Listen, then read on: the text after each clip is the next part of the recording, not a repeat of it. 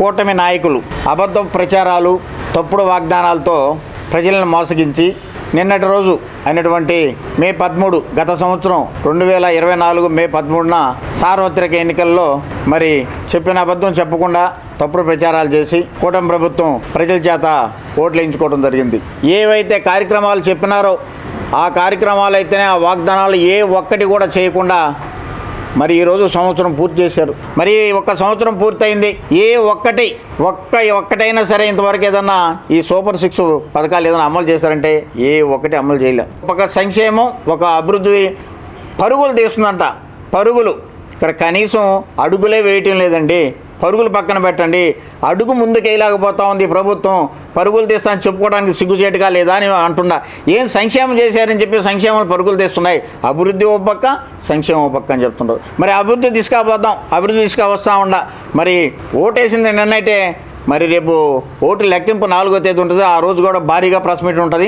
అభివృద్ధి గురించి కూడా ఒక రెండు మాటలు చెప్పాల్సిన పరిస్థితి ఈ యొక్క ప్రభుత్వాన్ని గురించి.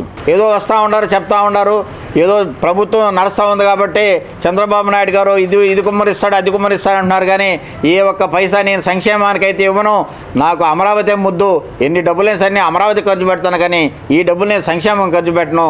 మళ్ళా కావాలంటే మూడోసారి కూడా మోడీని తీసుకొస్తాను, కానీ సంక్షేమంగా ఒక్క రూపాయి కూడా మీ అకౌంట్లోకి ఏనంటున్నారు. కాబట్టి నేను చెప్పేది కోవూరు నియోజకవర్గ ప్రజలందరూ ఒకసారి ఆలోచించండి. మీరు వేసినటువంటి ఓటు గురించి ఒకసారి ఆలోచించండి. ఏమి నమ్మి మీరు ఓటేసారో ఒకసారి చూడండి. మీ కుటుంబానికి ఏదైనా సంక్షేమం వచ్చినా ఒకటి ఆలోచించండి.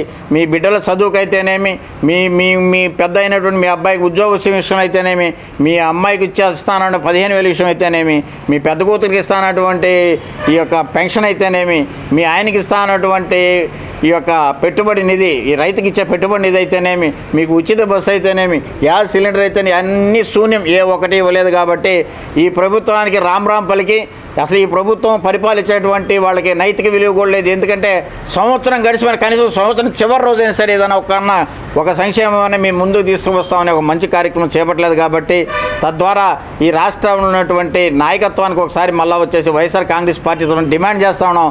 ఏవైతే మీరు చెప్పి ప్రజల దగ్గర ఓట్లు వేసుకున్నారో తప్పకుండా ఈ యొక్క సూపర్ 6లు అయితేనేమి, మీరు ఏవైతే ఎలక్షన్ ముందు చెప్పినారో అవన్నీ కూడా తప్పకుండా అమలుపరచాలని, 2వ సంవత్సరంలోనైనా మొదట మాసంలోని ఇవన్నీ కూడా అమలుపరిచి పేద బడుగు బలహీన వర్గాల వారిని ఆదుకుంటారని ఈ యొక్క పాత్రికేయ సమావేశం ద్వారా మీకు అందరూ తెలియజేస్తూ సెలవు తీసుకుంటాం.